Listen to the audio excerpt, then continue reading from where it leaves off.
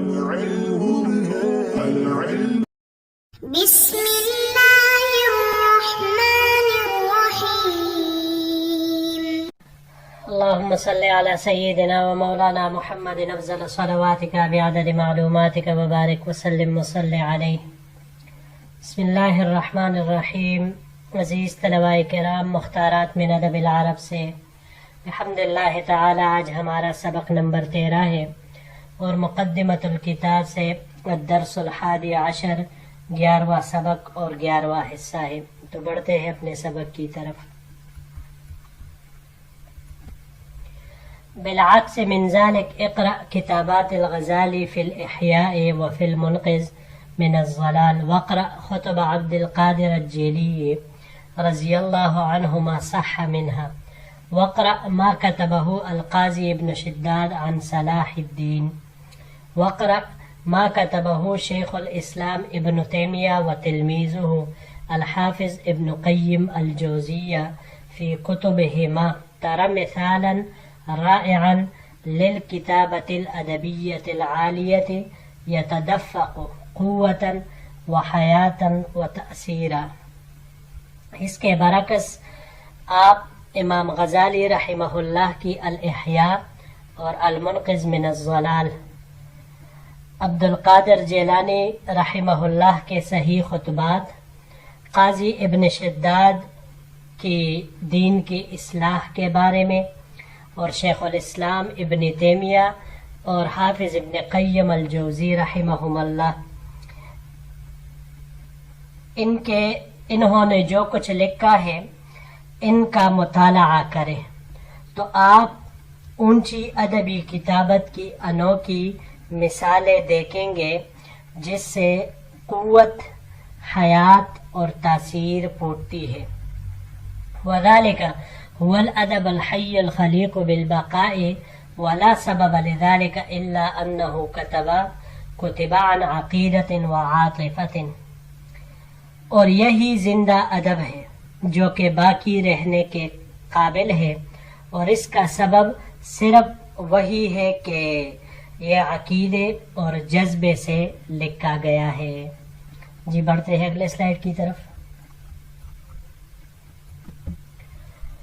وهنالك شيء آخر وهو أن الإيمان وصفاء النفس والاشتغال بالله والعزوف عن الشهوات يمنح صاحبه صفاء حس ولطافة نفس وعزوبة روح ونفوذا إلى المعاني الدقيقة واقتدارا على التعبير البليغ.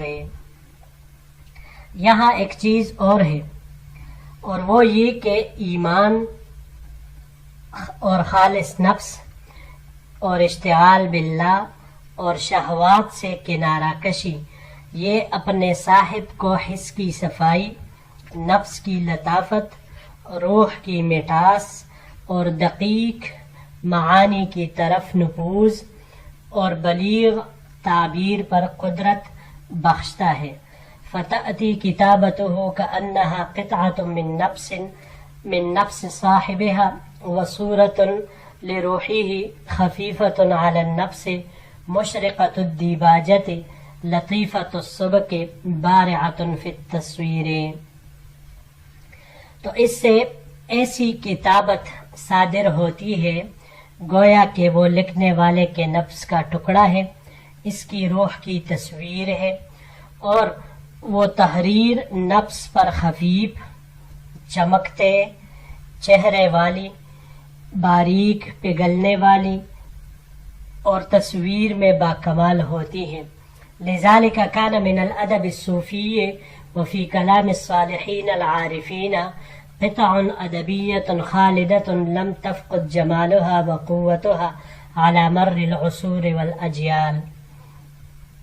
اسی وجہ سے صوفی ادب میں عارفین صالحین کے کلام میں ایسے ادبی قطعے ہیں جو ہمیشہ رہنے والے ہیں، اور انہوں نے زمانوں اور نسلوں کے گزرنے کے باوجود اپنے قوت اور جمال کو گم نہیں کیا.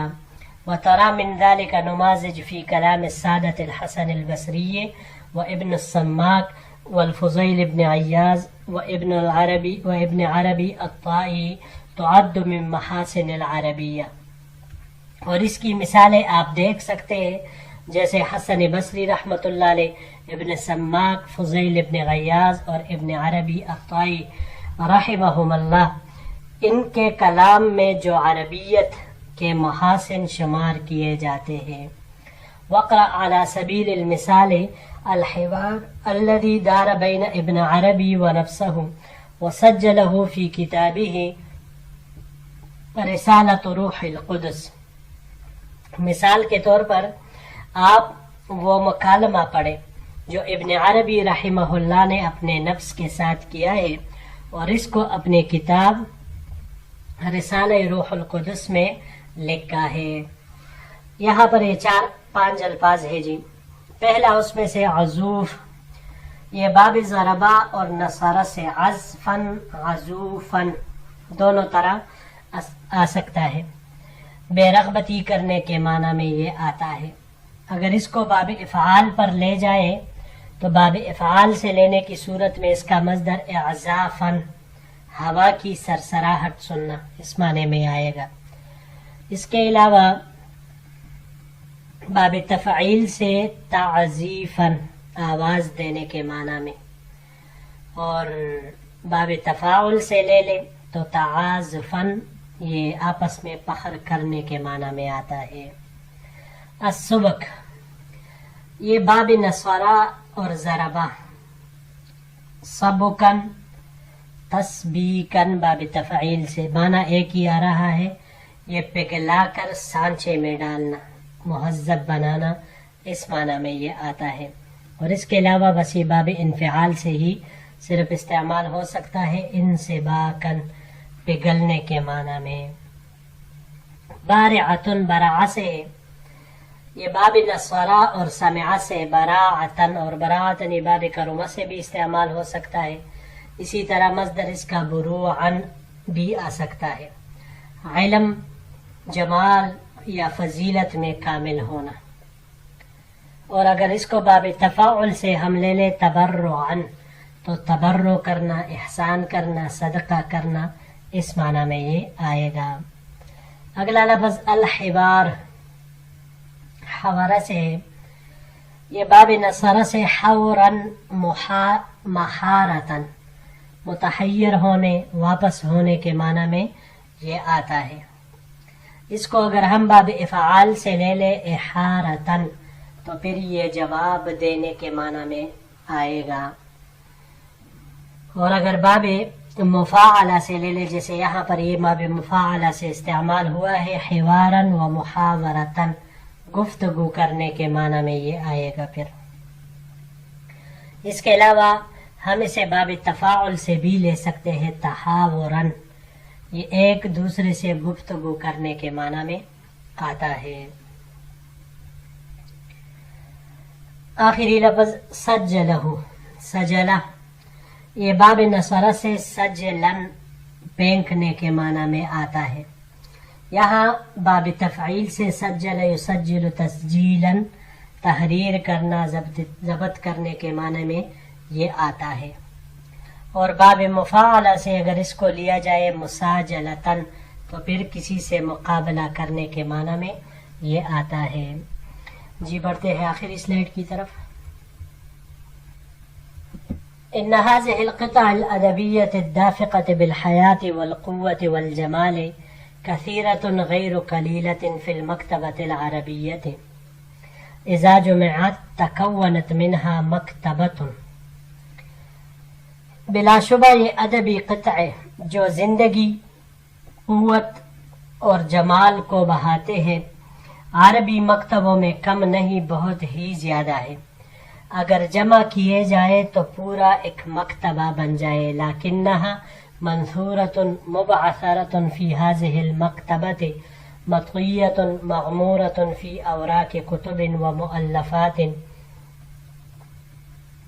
لا تجدها في ركن الأدب والإنشاء في مكتباتنا العربية ولا يذكرها المؤرخون للأدب في كتبهم.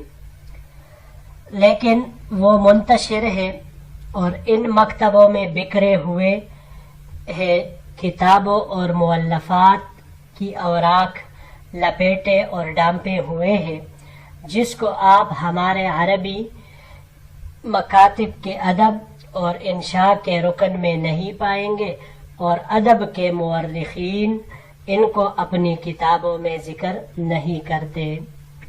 هذه القطع أصدق تمثيلا للغة العربية وأدبها الرفيع ومحاسنه من كثير من الكتب المختصة بالعرب ومن كثير من المجاميع والرسائل والمقامات والمقالات الأدبية التي تعتبر أساس الأدب وزهو العربية ومحصول العقول۔ یہی قطع عربی لغت، اس کے بلند ادب اور محاسن کی ادب ان کثیر کتابوں کے مقابلے میں جو ادب کے ساتھ مختص سمجھی جاتی ہے، اور ان بہت سارے مجموعوں، خطوط، مقامات اور عربی مقالات کے مقابلے میں جو کہ ادب کی بنیاد، عربی کی بہار اور عقلوں کا محصول سمجھے جاتے ہیں، یہ قطع اصدق تمثیلا سچی مثالیں ہیں اس کی۔ وهذه القطع هي التي تخدم اللغة والأدب أكثر مما تخدمها كتب اللغة والأدب۔ یہی وہ قطعات ہیں جو کہ لغت اور ادب کی کتابوں سے زیادہ لغت اور ادب کی خدمت کرتے ہیں۔ وهي التي تفتق القریح وتنشط الذہن وتقوی الذوق السلیم وتعلم الکتابۃ الحقیقیہ۔ یہی وہ قطعات ہیں جو طبیعت کھولتے ہیں، ذہن کو نشاط فراہم کرتے ہیں اور ذوق سلیم کو قوت بخشتے ہیں اور حقیقی کتابت سکھلاتے ہیں۔ جی یہاں پر یہ چند الفاظ ہیں۔ پہلا اس میں سے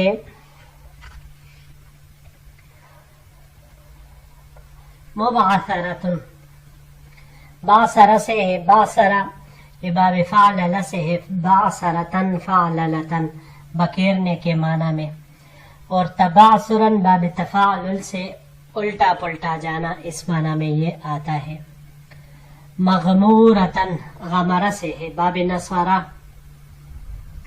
سے مصدر اس کا غمرن آتا ہے، یہ باب نصرہ سے یہاں پر استعمال ہوا ہے، بلند ہو کر ڈانپ لینے کے معنی میں۔ اور اگر سمعہ سے اس کو لے لے تو غمرن آئے گا، میم کے حرکت کے ساتھ، غمرن، پھر اس کا معنی چکناہٹ کی بو آنا آئے گا۔ اس کے علاوہ اس کو ہم باب کرما اور کرما سے بھی لے سکتے ہیں، کرما سے اس کا مصدر دو طرح آ سکتا ہے، غمارتن، غمورتن، ارد گرد کو ڈانپ لینے کے معنی میں یہ آئے گا۔ اگر باب افعال سے اس کو لے لے تو اغمارن، ڈانپنے کے معنی میں یہ آتا ہے۔ باب مفاعل سے مغامرتن، اپنے آپ کو تکلیف مصائب میں دھکیلنا، اور باب انفعال سے انغمارن، یہ ڈوبنے کے معنی میں آئے گا۔ اگلا لفظ ہے جی زہو، تازہ کو کہا جاتا ہے، تر و تازہ۔ باب نصرہ سے اس کا مصدر زہون آ جائے تو حقیر جاننے کے معنی میں، اور اگر زہون آ جائے تو پھر تکبر کرنے، چمکنے کے معنی میں یہ استعمال ہوتا ہے۔ اس کو اگر ہم باب افعال پر لے جائیں تو باب افعال سے ازہاءن، تکبر کرنے کے معنی میں یہ آتا ہے۔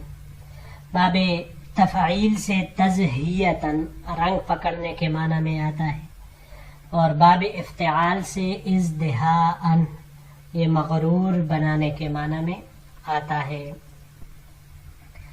اگلا لفظ ہے جی تفتق، فتق سے ہے، باب ضربہ سے فتقن، پاڑنے کے معنی میں آتا ہے، اور یہی معنی یہ باب تفعیل سے تفتیقن کا بھی آتا ہے، تو دونوں بابوں کا ایک ہی معنی گویا ہوا۔ باب سمعہ سے اگر اس کو لے لیں تو باب سمعہ سے مصدر فتقن آئے گا، تا کے حرکت کے ساتھ، سرسبز ہونے کے معنی میں. باب تفاعل سے تفتقن یہ موٹا ہونے کے معنی میں پٹنا کے معنی میں آ سکتا ہے، اور باب انفعال سے بھی یہی معنی آ سکتے ہیں، انفتاقن کا پٹنا یا موٹا ہونا یہ معنی استعمال ہو سکتا ہے. القریحۃ، قریحہ یہ قرائح کی جمع ہے. طبیعت کو کہا جاتا ہے، ملکہ راسخہ کو کہا جاتا ہے، اسی طرح کنویں کے پہلے پانی کو بھی کہا جاتا ہے. جی عزیز طلباء کرام، بحمداللہ ہمارا یہ سبق بھی اپنے اختتام کو پہنچا. انشاءاللہ العزیز اگر زندگی رہی تو اگلے درس کے ساتھ پھر آپ کی خدمت میں حاضر ہوں گے. السلام علیکم ورحمۃ اللہ وبرکاتہ.